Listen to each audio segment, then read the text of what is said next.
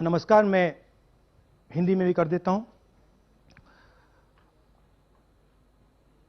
महादेवपुरा के बाद, अलंध के बाद हमें लगा कि ये जो वोट चोरी का मामला है, ये सेंट्रलाइज्ड मामला है और ये सिर्फ एक कंस्टिट्यूएंसी में नहीं हो रहा है, एक डिस्ट्रिक्ट में नहीं हो रहा है, मगर ये नेशनल लेवल और स्टेट लेवल पे हो रहा है।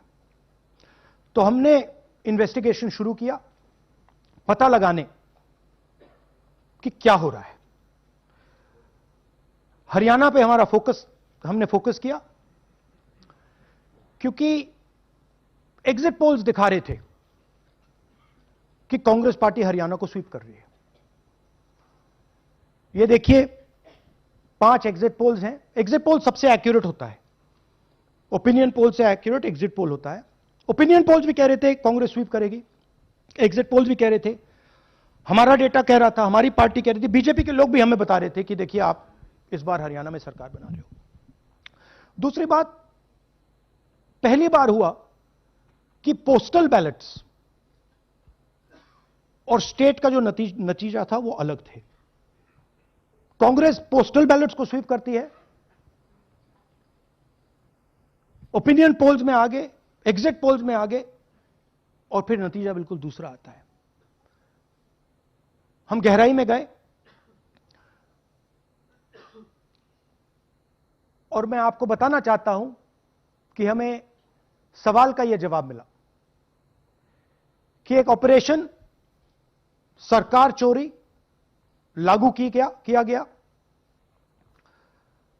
एक प्लान जिससे कांग्रेस की जो विक्ट्री थी, लैंडस्लाइड जो विक्ट्री होनी थी, वो लॉस में, हार में बदली जाए। थोड़ा सा मैं आपको डिटेल्स देना चाहता हूं। इनकी आवाज सुनिए। ये मैंने शुरू से ये चीफ मिनिस्टर है। मैंने शुरू से ये कहा है कि भारतीय जनता पार्टी एक तरफा सरकार बना रही है। हमारे पास सारी व्यवस्थाएं हैं, आप चिंता मत करिए। अब ये देखिए, मुस्कुरा रहे हैं। सारे एग्जिट पोल्स कह रहे हैं कि भाई आप चुनाव जीत रहे हो, सारे ओपिनियन पोल्स कह रहे हैं कि चुनाव जीत रहे हो। ये मुस्कुरा के कह रहे हैं भैया हमारे पास व्यवस्था है। कौन सी व्यवस्था, क्या व्यवस्था, ये इस प्रेजेंटेशन का लक्ष्य है। आपको यह समझाना कि ये इनके चेहरे पे जो मुस्कान है ये क्यों है। मैंने शुरू से ये हरियाणा का फाइनल इलेक्टोरल मैप है। कांग्रेस पार्टी हरियाणा के चुनाव को तकरीबन 22,000 वोट से हारी। 8 कंस्टिट्यूएंसीज में हारे। ये लिस्ट है इनकी, मगर अगर आप वोट डिफरेंस जोड़ दें तो अगर हमें 22,000 वोट इन कंस्टिट्यूएंसीज में मिल जाता तो हम जीत जाते। और अगर आप टोटल वोट को देखें तो 1.18 लाख वोट का अंतर था उनमें और हमारे बीच में। यह आप नंबर याद रखिए, तकरीबन 1 लाख और 22,000। अब मैं आपसे पूछना चाहता हूं और हरियाणा के युवाओं से पूछना चाहता हूं, हरियाणा की जनता से पूछना चाहता हूं कि यह कौन है,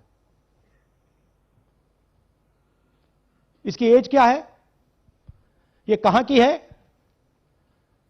इसका नाम क्या है।